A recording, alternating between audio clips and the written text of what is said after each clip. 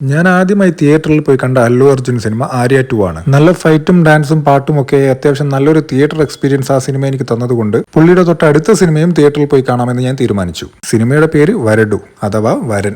ഏതാണ്ട് ആര്യ 2ലെ അതേ ലുക്ക് തന്നെയാണ് പുള്ളിക്ക് ഈ സിനിമയിലും കൊടുത്തിരിക്കുന്നത്. ഒപ്പം വില്ലനായി വരുന്നത് തമിഴിലൊക്കെ ഓൾറെഡി ഫേമസ് ആയിട്ടുള്ള ആര്യാണ്. സോ രണ്ട് ചെറുപ്പക്കാർ തമ്മിലുള്ള ഫേസ് ഓഫ് ആയിരിക്കും സിനിമ എന്ന് മനസ്സിലായി. ഒപ്പം പടത്തിന്റെ പോസ്റ്ററിൽ മറ്റൊരു കാര്യം കൂടി അവർ കൊടുത്തിരുന്നു. ഇന്ത്യൻ സിനിമയിലെ ഏറ്റവും ദൈർഘ്യമേറിയ ആക്ഷൻ സീക്വൻസ് ഉള്ള ഒരു ക്ലൈമാക്സ് ആയിരിക്കും ഈ സിനിമ. എന്നാൽ അത് നമുക്കുള്ളൊരു വാണിംഗ് ആയിരുന്നു എന്ന് പിന്നീട് പടം കണ്ടു കഴിഞ്ഞപ്പോഴാണ് മനസ്സിലായത്. വടകര അശോക് എന്നൊരു തിയേറ്റർ ഉണ്ടായിരുന്നു. അവിടെ വെച്ചാണ് ഞാൻ ഈ സിനിമ കാണുന്നത്. നല്ല രാശിയുള്ള സിനിമയായിരുന്നു ഇത്. കാരണം അതിനുശേഷം ഞാൻ ആ തിയേറ്ററിലേ പോയിട്ടില്ല. എനിവേസ് അങ്ങനെ പടം തുടങ്ങി. സാധാരണ സിനിമകളിൽ പ്രേമിക്കാനും പ്രേമിപ്പിക്കാനും ഒക്കെ നടക്കുന്ന നമ്മുടെ നായകൻ അല്ലു അർജുൻ ഇതിൽ കുറച്ച് വ്യത്യസ്തനാണ്. തന്റെ അച്ഛനും അമ്മയും കണ്ടുപിടിക്കുന്ന ഒരു പെൺകുട്ടിയെ ഒരു അറേഞ്ച്ഡ് മാരേജിലൂടെ മാത്രമേ താൻ കല്യാണം കഴിക്കൂ എന്ന് പറഞ്ഞ് നടക്കുന്ന ഒരാൾ. എന്നാൽ ഓൺ ദി അതർ ഹാൻഡ്, നീ എങ്ങനെയെങ്കിലും ഒന്ന് പ്രേമിച്ച് കല്യാണം കഴിക്കടാ, നീ ഞങ്ങളെ കണ്ടില്ലേ പ്രേമിച്ച് കല്യാണം കഴിച്ചത് എന്നിങ്ങനെ ദിവസം 3 വീതം 2 നേരം പറഞ്ഞുകൊണ്ടിരിക്കുന്ന മാതാപിതാക്കൾ. അപ്പൊ ഇങ്ങനെയൊക്കെയുള്ള ഒരു പ്രത്യേകതരം ഫാമിലിയാണ് നായകന്റേത്. അങ്ങനെ ഒടുക്കം അവർ തങ്ങളുടെ മകന് വേണ്ടി ഒരു പെൺകുട്ടിയെ കണ്ടെത്തി കല്യാണം നടത്തുകയാണ്. എന്നാൽ അവിടെ വെച്ച് കുറച്ചുപേർ വന്ന് നമ്മുടെ കല്യാണ പെണ്ണിനെ തട്ടിക്കൊണ്ടുപോവുകയാണ്. അവരെന്തിനു തട്ടിക്കൊണ്ടുപോയി, ആരാണ് കൊണ്ടുപോയത്, എവിടേക്കാണ് കൊണ്ടുപോയത് എന്നൊക്കെ അന്വേഷിച്ച് നായകൻ ഇറങ്ങുകയാണ്. And that forms the rest of the story. So ആകെ മൊത്തത്തിൽ എന്തൊക്കെയോ രീതിയിൽ മുന്നോട്ട് പോയിക്കൊണ്ടിരുന്ന സിനിമ ഒടുക്കം ആ ക്ലൈമാക്സിലേക്ക് എത്തുകയാണ്. നായകനും വില്ലനും തമ്മിലുള്ള ആ ഒരു എപ്പിക് ഫൈറ്റ്, കല്യാണ മണ്ഡപത്തിൽ നിന്ന് തുടങ്ങുന്ന ആ ഒരു അടി, പിന്നീട് എത്തിച്ചേരുന്നത് ഒരു തെർമൽ റിയാക്ടറിന്റെ മണ്ടയ്ക്കാണ്. അതിപ്പോ എവിടുന്ന് വന്നു എന്ന് ചോദിച്ചാൽ അറിയില്ല.